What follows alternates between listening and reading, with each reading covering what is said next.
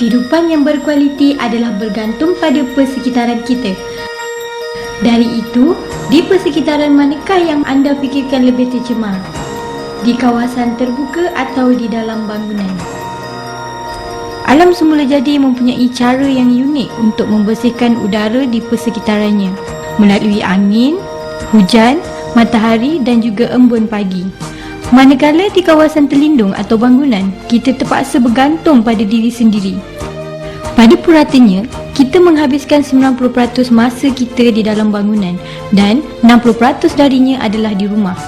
Tahukah anda, dari kajian yang dijalankan oleh Agensi Perlindungan Alam Sekitar atau EPA mendapati bahawa udara di dalam bangunan atau kawasan tertutup adalah 500% lebih tercemar dari udara di ruang terbuka. Kita menghidu sebanyak 40,000 hingga ke 75,000 debu pada setiap pernafasan, yang bersamaan 1 sudu teh setiap hari. Ini bermakna kita terdedah pada tahap pencemaran udara kawasan terlindung yang tinggi tanpa kita menyedarinya. Pihak EPA telah mengenal pasti lebih dari 800 jenis bahan pencemaran kawasan tertutup yang ada di persekitaran kita.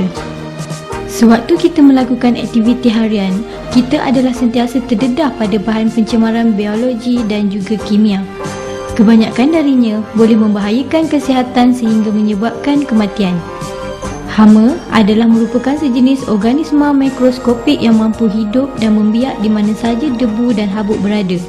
Ia mampu hidup sehingga 4 bulan dan setiap bulan ia mampu bertelur sebanyak 50 biji.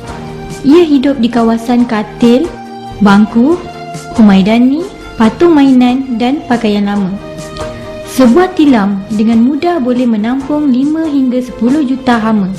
Hama adalah amat berbahaya kepada kita kerana sewaktu tumbesarannya, ia melakukan penyalinan kulit. Kulit dan tinja yang tertinggal sewaktu proses tersebut adalah merupakan antara punca utama alergi kepada manusia. Sekiranya bayi anda terdedah pada hama di tahun pertama mereka, ia akan berkemungkinan menghidap alergi sepanjang hayat yang tiada penyembuh. Reaksi alergi bermula dari kegatalan hidung dan mata dan membawa kepada serangan asma. 80% dari kes asma adalah berpunca dari hama. 30 dari setiap 40 kanak-kanak menghidapi asma. Hasil kajian juga menunjukkan pendedahan yang lama kepada asap rokok adalah bersamaan dengan merokok selama 20 tahun. Kajian EPA menunjukkan 90% dari bangunan pejabat adalah dipenuhi oleh bakteria dan virus. Virus seperti SARS telah mengakibatkan kematian seramai 916 orang dari 29 buah negara dalam jangka masa 8 bulan sahaja. Banyak kajian juga menunjukkan bahawa SARS boleh kembali bila-bila masa sahaja. Tanpa disedari, kita menghidup gas berkarbon setiap hari. Ia juga dikenali sebagai Volatile Organic Compound atau VOC yang meluap pada suhu bilik. Kesemua jenis bahan binaan seperti cat, bahan pengilat dan bahan pencuci, racun serangga sehinggakan pakaian baru juga boleh mengakibatkan gangguan pemikiran, kekeliruan, keletihan minda dan juga kanser.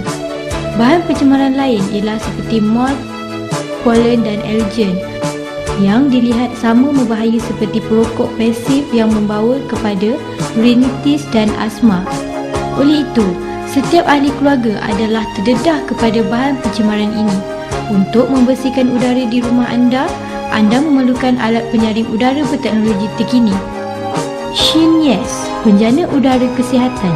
Ia merupakan penjana 4 dalam 1, alat penyaring udara, pensterilan, pengayunan dan penyah bauan. Ia membantu anda menyediakan kehidupan sihat dan bebas bakteria. Kebanyakan pejabat dan rumah kediaman hari ini berkurangan ion negatif. Terminal komputer, lampu Kalimantan, sistem penyaluran udara dan bahan binaan bangunan moden menjana sejumlah besar ion positif di sekitar kita. Ion positif mengakibatkan keletihan, kemurungan dan kerensakan. Dengan mengimbangkan unsur-unsur ion yang terdapat di rumah dan pejabat dapat membantu kita menangani perasaan tersebut yang sentiasa dibelenggu juga oleh tekanan cara hidup hari ini. Kawasan yang paling tenang dan menyegarkan di dunia ini adalah dipenuhi oleh berbilion-bilion ion negatif. Udara di sekitar pegunungan, Pantai dan hutan belantara adalah merupakan kawasan di mana tahap pengayunannya adalah terbaik dan diimbangi secara semula jadi. Kita akan berasa lebih cergas setelah kejadian ribut peti. Ini kerana ribut peti tersebut telah menghasilkan berbilion-bilion ion negatif penenang yang meredakan ketegangan dan membuat kita penuh bertenaga. Kajian saintifik menunjukkan atmosfera yang bercas ion negatif melegakan demam alergi, simptom asma, kemurungan berterusan, keletihan dan sakit kepala. Ia membaik pulih pergerakan otot, meningkatkan kapasiti bekerja, menajamkan pemikiran dan mengurangkan kadar kesilapan.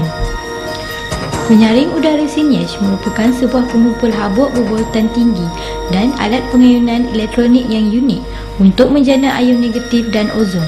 Dua jenis sistem pembersihan hebat untuk pensterilan dan penyahbauan udara di persekitaran ruang bangunan dan kesihatan yang lebih baik.